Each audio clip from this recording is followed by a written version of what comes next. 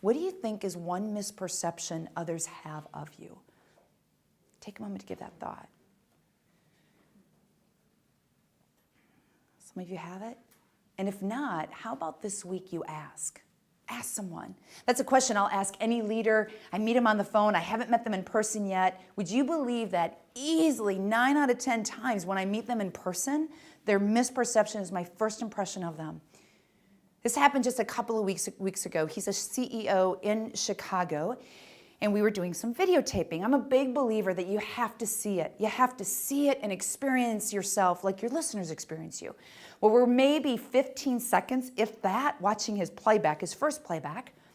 He looks over at me and he asked, I bet you wonder how I ever became a CEO.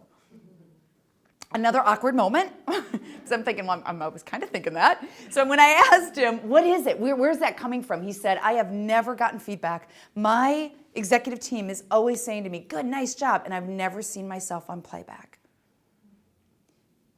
Whether it's growing our influence or anything that you do in life, if we are not self-aware, we cannot change anything.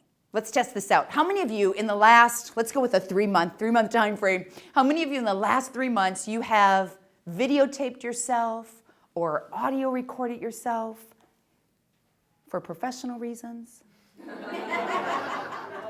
I don't know what's going on out there. You don't need to share. So just one.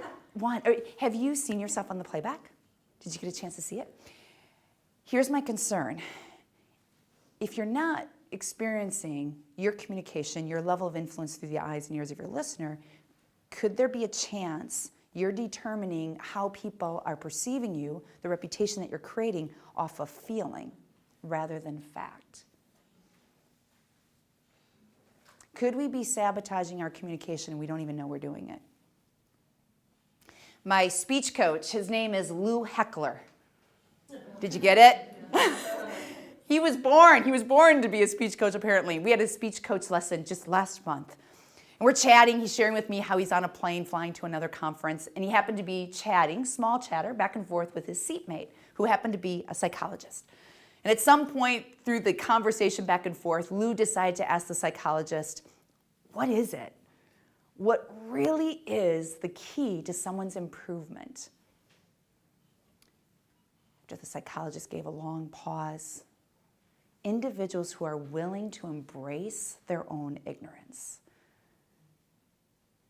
See, when we think the way we communicate is emotionally tied to who we are, our identity, it's really challenging to separate the two.